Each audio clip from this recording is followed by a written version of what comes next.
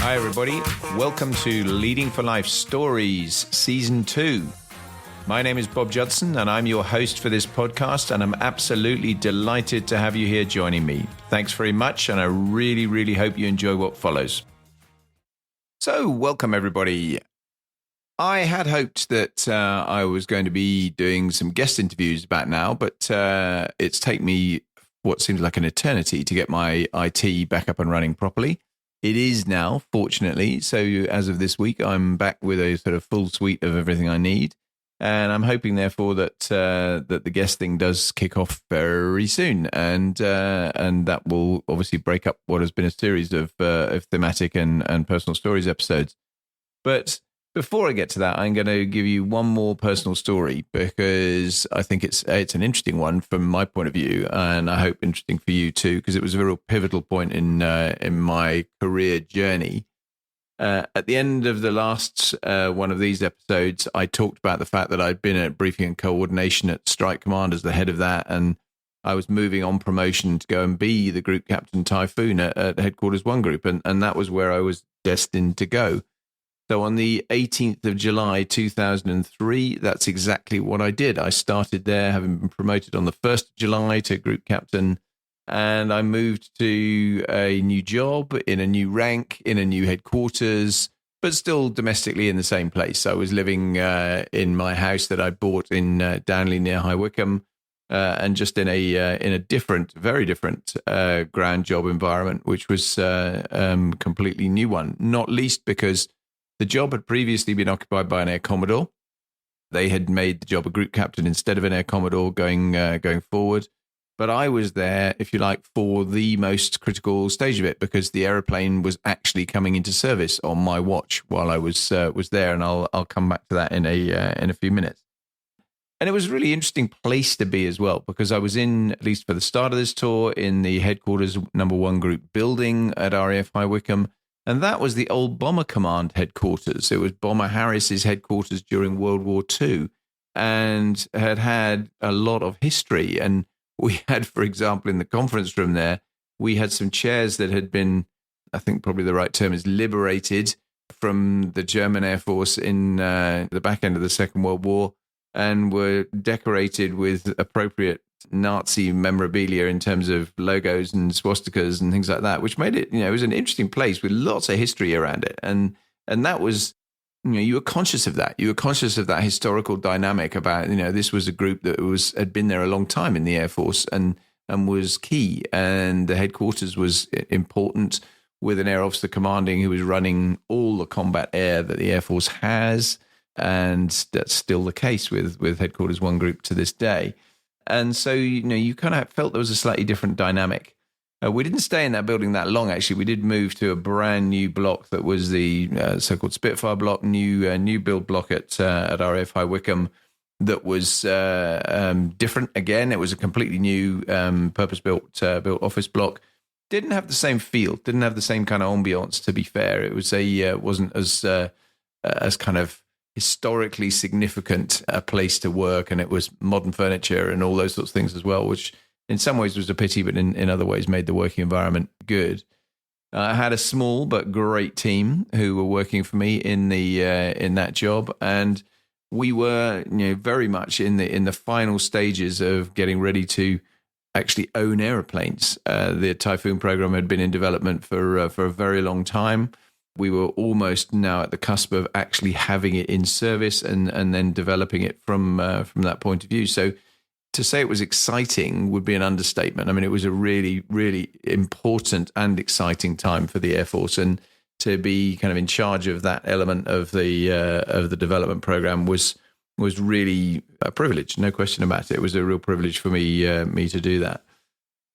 When it actually came into service, we started in a way we'd never really started with an aeroplane before. So we brought a small number of aircraft into service in an enclave at BAE Systems Wharton up near Preston, the airfield at Wharton, with 17 Squadron Reserve Squadron now, not a fighter squadron anymore, having been disbanded as a Jaguar squadron after my time on it and turned into a Tornado squadron, and now was the Typhoon Operational Evaluation Unit. And that was a unit that was designed to take operational pilots and not test pilots. It had moved beyond the test pilot regime into the operational world and make use of their experience to ensure that it was fit for use, to develop it further. And we still do that. The Air Force absolutely has that as a focus now. And it's a great bridge between that test flying world where they're absolute experts at all things extreme envelope testing, moving the aircraft to the edges of its envelope and getting all the clearances and so on in place. But they're not necessarily deep experts in operational employment of it, which is what the operational evaluation units now do. And so the 17 Squadron's job was to essentially get it ready, get the airplane ready for entry into proper RAF service. And we thought that at the time, and I think it was a good decision, that the safest and most sensible way to do that with a brand new type of airplane, we'd never had an aircraft like the Typhoon before, was to bring it in alongside its makers, as it were, where they were producing the aircraft and building them on the factory floor at BAE Systems Wharton. So we were working hand in glove with industry to continue effectively to develop it and get it ready before we actually deployed it ultimately to RAF Coningsby downstream. Typhoon is an amazing airplane. I mean, when it came into service in 2003, when we got the first airplanes in place, then that was special. I mean, it was the first pure fly-by-wire airplane we'd had. We'd had Tornado before that, which was fly-by-wire, but with some manual reversion things. Typhoon doesn't have that. It was a really, really impressive fighter, a Formula One car of an airplane with very powerful engines and a great, even at that stage, avionics suite, fantastic cockpit that was just glorious to sit in.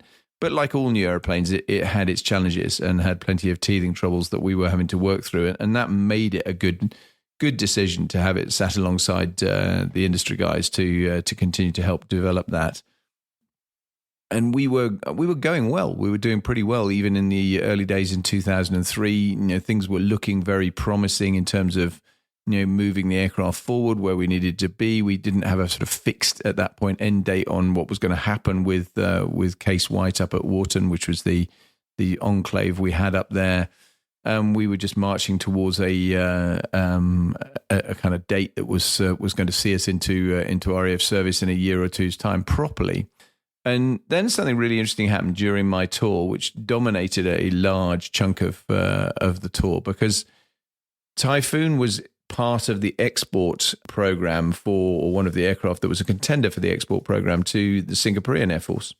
And obviously, if you're building a new airplane, even a consortium airplane like Typhoon, which was built by a combination of the UK, the Spanish, the Germans, and the Italians, then you want to export it. You don't just want to have it by and large as with those nations. You want to look at the opportunities to spread cost and increase development and so on and so forth by having a broader marketplace for it. So to have it very early on in the export program for Singapore was terrific. I mean, that was a great opportunity. Their export program was to provide a new next generation fighter. It was a very exacting specification and a challenging one to meet. They had 6 aircraft initially in the kind of long list, if you like.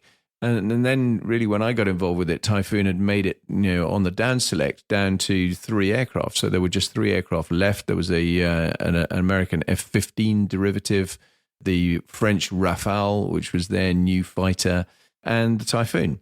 And obviously everyone was quite excited if you're in industry about this. This was a really big deal to potentially be as a serious contender for that kind of export program so early on. But it presented for us as an Air Force enormous challenges, because what happened when the export program moved to that down select mode was it went into a whole series of steps that were looking at evaluation of the airplane as to whether they actually wanted it, and that included flying it in country in a series of events against the opposition in the competition. Now, this was an airplane that we hadn't even got on an RAF base yet, and we hadn't really done any serious flying with it. We were firmly in the foothills of learning how it worked, what its foibles were, what its serviceability was like, how we were actually going to operate it properly. And so this was a massive, massive challenge. And as a result, I think there was a bit of an intake of breath when we're looking at, oh my goodness, in 2004, we need to take this to Singapore. That was something we wouldn't even have conceived of doing in normal circumstances. But because of the opportunity that was there with the export, we really had to look at that. In hindsight, it was amazing because obviously what it did was generate a lot of pressure, which generated opportunity. So it put pressure on industry to improve things and get things ready and move things faster than they might otherwise have done, because we might have taken some steps at a slightly slower pace. It did introduce obviously some more risk into the program in all sorts of ways, both in terms of getting it into RAF service, but also our own development schedule being messed around a little bit by meeting the needs of what was going on with the export program. But overall, it was without doubt a great thing. And again, fairly early on, I was asked personally to go and work with the Defence Export Services Organisation and BAE Systems as part of the team that were working on that on the export. And I was the expert staff officer. I was the senior guy who was in the headquarters looking after the introduction to service. If you're the Singaporeans or indeed any other potential export customer, you don't just want to talk to industry. You want to talk to people that are actually using the aeroplane or developing the aeroplane and get, if you like, the conversation from the horse's mouth to some extent about what it's like, how it's performing, where the issues are, et cetera, et cetera. And so that necessitated in 2004 8 trips for me to Singapore, which sounds incredibly grand and glamorous and all the rest of it, but all but 2 of those were one night in country. Now, anybody that's done any long-haul business travel will know that it gets old very quickly flying in airplanes over long distances. And when you're flying over long distances, 12 hours out, 14 hours back to Singapore, and you're spending one night in country with an 8-hour time difference, this is not necessarily as much fun as it initially sounds.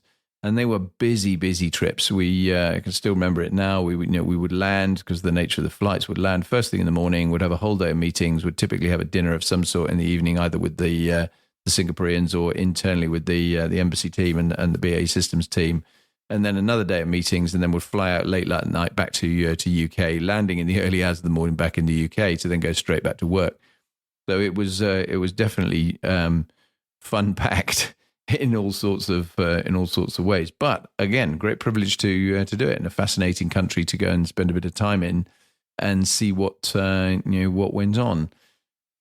A large part of that was working with the Singaporeans to answer their questions, to go through the evaluations, sit there with multiple meetings alongside the industry representatives from BAE Systems to talk to them about what we were expecting out of the airplane, where the where the sort of the prospects lay, the timescales lay for particular systems to be operational, and how this all looked as though it was going to work. And it was a fascinating insight, which I'd never had prior to that, into the sort of the interface, I suppose, between the front line of what we were doing and the industry marketing kind of team that had been there before us, who undoubtedly, just as with, if you would use the car, would be a great analogy, that the salesman's going to tell you anything he wants to make the sale, and he's going to basically amp up and ham up everything and highlight all of the things that he thinks he needs to highlight, and downplay everything that he thinks is potentially something that is I don't really want to get into that.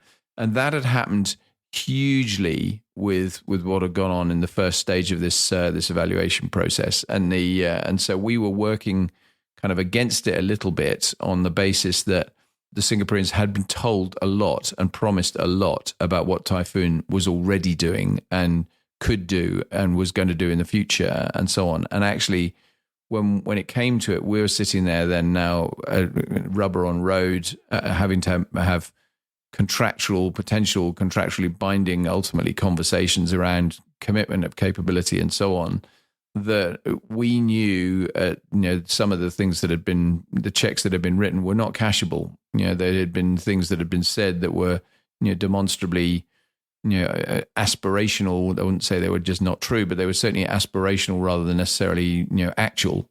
And that was hard, because you're dealing with a customer like the Singaporeans, who are very, very challenging, very on the detail, very focused on recording everything that you've said to them, playing that back to you downstream. So you'd get told that, well, yeah, but in this meeting on this date with these people, this was what was said.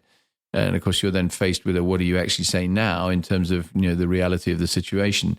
So it definitely was was individually quite a challenging job to do.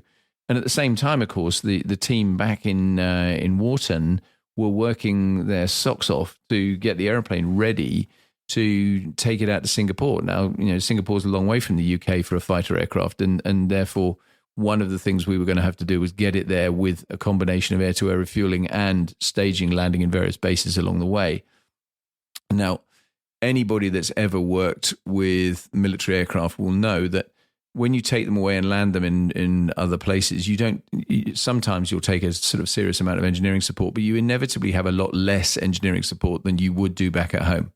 And when you've got a fragile new aircraft capability that you've never really deployed anywhere yet, this was a big step. And we would have normally done this in much more baby steps. And we didn't do that. We went straight for kind of broke, as it were, and had to look at how we're going to deploy this, how we're going to get the air-to-air refueling done to take it on some of the longer legs and effectively almost extend the clearance envelope of the aircraft by default by taking it into places that hitherto we had no prospect of going to. And we didn't have that many aircraft. We didn't have unlimited amounts of aircraft we could use for this. We had a very small pool, and therefore it was definitely a testing time. And there was a lot of political and industrial pressure to make sure that actually we did achieve this. I mean, when I say political pressure, this is a prime ministerial kind of thing where you're getting that kind of pressure that for the UK as a whole, this was a big deal. And so, we felt that. We knew that there was pressure on to hit the timelines, to make the kind of milestones that we needed in order to be ready to actually deploy it. And then, of course, it came to deploying it in 2004 to go out for the evaluation. And I have to say, the guys did brilliantly. I mean, it was an amazing. It wasn't without its challenges. We had had a few issues along the way, but we successfully got the aircraft to Singapore that we needed to get there. And when they were there, and we started doing the evaluation flying against the F-15K and the French Rafale, I mean, the airplane did astonishingly well for such a new, fragile capability. It really did perform out of its skin to a large degree. And that was terrific. It was a really, really great to see that it did so well. It was a great confidence boost to us from an Air Force point of view as well about the capability that we were getting ourselves, because that was clearly very, very important to us. And so we were really optimistic, and it was all all really, really positive to see how this was looking for us. Sadly, although we did very well in the technical evaluation, ultimately, and perhaps not entirely surprisingly, given that the Singaporeans hitherto had operated and were operating the F-16, United States F-16, Lockheed Martin aeroplane, buying another American aeroplane was obviously quite a likely contingency, and that's ultimately what happened. They selected the F-15 and decided that's what they were going to go with, and they weren't going to go with Typhoon. So we had expended a lot of effort and a lot of money in industry's case to get us to the point where we were just about there, but not quite close enough. And I think we firmly were second. We did better than the Rafale did at that point, but we didn't get over the line and actually win the deal. On the positive side, though, one of the things that happened while I was working with Defence Export Services was I met a lady that 18 years ago, as I record this, almost exactly 18 years ago, became my wife, because she was working for Defence Exports, and we met in Singapore. And obviously, that was great. I'd been single for some time, and was very happy to be developing a new relationship, which added a few challenges a long time with a very busy job going as well. But it meant that we made a big joke of the fact that Saab, my wife, and I were the one success from the Typhoon Singapore export campaign. Because BAE Systems spent an absolute fortune in terms of making that work. DESO, Defence Export Services Organisation, spent an awful lot of time and effort getting to the point we were ready to do everything. And we were the success from the campaign because we got married, and and that was we wouldn't have met had it not been for that campaign. So that was lovely. Actually, it was a great great outcome from everything that was there. And from a personal point of view, of course, was a major life moment for me that I had a marriage behind me that had ended some 5 years before that, and I was more than kind of ready and happy to be re-engaging with a new deep personal relationship. We didn't get married quite yet. That was a little while further on, and that's a separate story. But we met in 2004 during that campaign. The aeroplane itself, being involved at that stage with such a new capability, and for me, an airplane that was an air defense role airplane. I'd been hitherto a ground attack and reconnaissance guy, and so I had very limited air defense experience. It was fascinating to see how capable it was, where we'd gone in terms of technological development, and there'd been loads of bad press along the way, and as with a lot of defense programs, things that had gone not very well, things where we had changed the requirement and moved the goalposts, and industry had got frustrated about the fact we were changing what we wanted, and therefore we've got something slightly different, and it had cost more money, and it had taken longer, and all the things that you see written large in procurement programs generally about some of the issues that are there. But it was really fascinating to be so tightly involved with industry, working hand in glove with them to try and improve it, to try and make sure that some of the experience I took from my previous ground job, where I'd been involved with the Jaguar upgrade, into what I was able to then apply to conversations, at least around how we might work with Typhoon. But Typhoon was a very different thing, and the introduction of the Typhoon capability was a very different thing to the Jaguar upgrade, which we'd been able to do things, shortcut processes, change the way we did procurement generally, and we were now in the mainstream big machine of procurement, and that made life really tough. This was a 4-nation program, so everything had to be agreed by all 4 nations.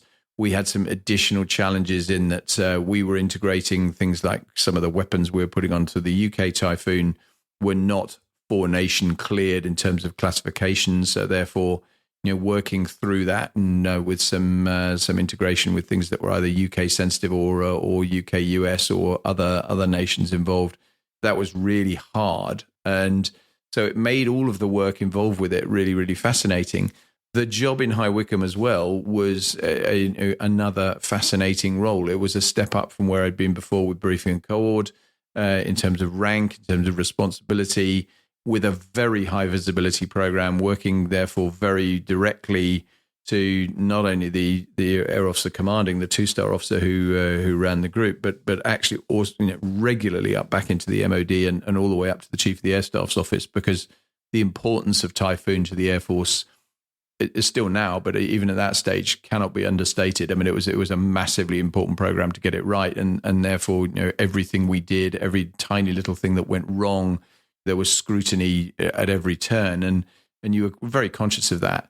But again, that I love that. I love that kind of pressure, and not everyone would, I suspect. But for me, that was something that I found thoroughly enjoyable. I learned a lot too. It was probably the job where I really started to change my leadership style and adapt my leadership style a bit, because I'd always been, not least coming from the briefing and co-ord job immediately before it, I've been very picky about the kind of quality of written work that was produced for me, the making sure by and large I was doing stuff myself if I could possibly do that, and not being very good at delegating some things downwards. Now I'd reached a rank level and a kind of responsibility where I frankly couldn't do that anymore. I had to find ways to have different strategies. And so I did change my style, and I became more tolerant, I guess, of work that would come up to me that I'd asked, I'd commissioned it, and it would come up as a letter or a paper or a presentation, whatever it happened to be. And I'd have to look at it and go, I wouldn't have written it that way, but is it actually answering the question? Is it accurate? Is it factually correct? Does it hit all the notes that we need? And if so, yes, it does. And that's fine. And it's good. And off it goes. And that changed my dynamic a lot, because I think previously I had probably been annoying a lot of the people that had worked for me, who would probably have found me very, very over picky and over demanding in terms of what they'd actually got from, what they got back from me in terms of feedback for work they produced. So, I think that was helpful that I was in that role at that time where there was a lot of pressure, and there was a lot of pressure to produce a lot of work that was going to very high level, and just to make sure that it hit the mark, but it didn't necessarily need to be exactly the way I would have written it, I would have presented it, et cetera, et cetera. And so that was was definitely something I needed to adapt. It also opened the door very quickly and very obviously for moving to where am I going to go next. I've moved into this Typhoon job in the staff.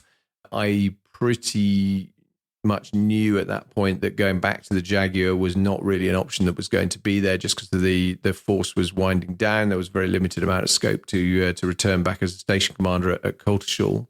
And the obvious place for me now to go was to go to Coningsby and be the first Typhoon station commander at Coningsby. Now, my predecessor, a chap who's a good friend of mine by the name of Mark Swan at Coningsby, had gone there on the basis he was going to be the first Typhoon station commander. And in the nature of these things slip, timescales move. And the net result was poor old Mark never had any airplanes on the base. He was obviously presiding over the Typhoon force when Case White existed, and we had the aircraft up at Wharton. But he never got to fly the aircraft solo. He flew in it, but he never had them at Coningsby either, and was never kind of running the Typhoon force as such. And so it opened the opportunity for me to be there, but I still had to get over that line because that wasn't a certainty. There were other players in the mix for sure for that. And I was acutely conscious that I had to keep delivering to the very best of my ability to make sure I was positioning myself well for what was clearly going to be a really, really important job. And luckily, that worked. And I did get Coningsby. I found out in the summer of 2004 that I was going to be the next station commander at Coningsby.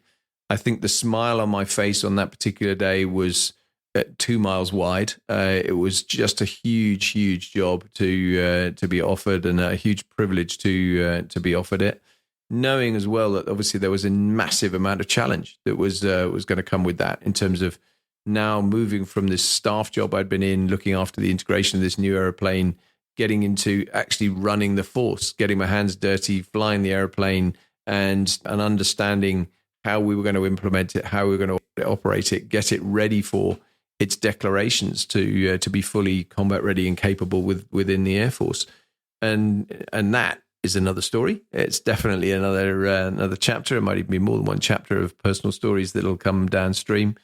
But this was, I guess, if I look back on my Air Force career, this was the time when it was the biggest and most important fork in the road in terms of moving from being a Jaguar pilot for so long and 2,500 hours flying the Jaguar to now go into a new aeroplane, which was brand new at a time when it was completely pivotal for Air Force capability, and start working that up and bring that into being. So exciting times ahead. I was very conscious of that at the time, and I hope that's going to be an exciting version of the podcast when we get there as well.